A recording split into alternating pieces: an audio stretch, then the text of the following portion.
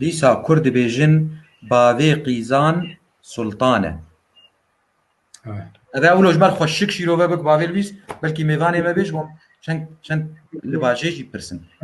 Bavê qîza sultanê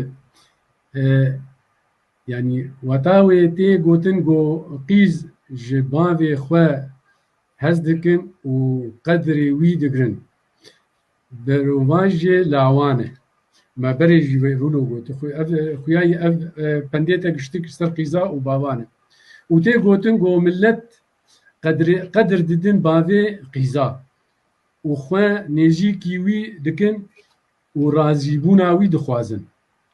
Bi sedema qîzekê şilavê xwe bixwazin yan xort jî bi wî çavê sultaniyetê li bavê wan qîza dinerin û qedrî wî digirin û xwe nêzîkî wî dikin ji bo xatirê meselen karibin ji xwe qîzek ji qîzî wî bixwazin. Hingî bi coşin û dilgermin li ser bav û dê çawa dikin nahêlin bavê wan ti karî bike, nahên rajin peyala avê timî ji bavê xwe û xidmetê ji bavê xwe dikin. Ji ber vê yekê dibe bavê qîza sultan e.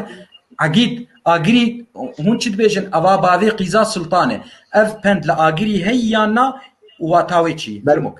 Belê belê wekî ku li Rojava çawayî be li botan çi be serhedê jî aynî wan gotina bavê qîzê sultan e ceme jî heye ew gotinê pêşiya.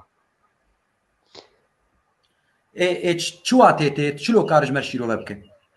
Wekî em bijin gelekî ser vî tiştê tê gotinê dibe bavê qîzê sultan e û wekî mirovekî ku diçe xwazgînê qîzekî bavê qîzê û çiqa kêm be jî û ku paşa jî here destkirtina qîza wî da xwe dide jora texta ew roja dibe paşa dibe sultan. Ji wî awayê hatiye gotinê. Em karin vêya jî bikin şîrovekirinek jêr ev jî xweş e.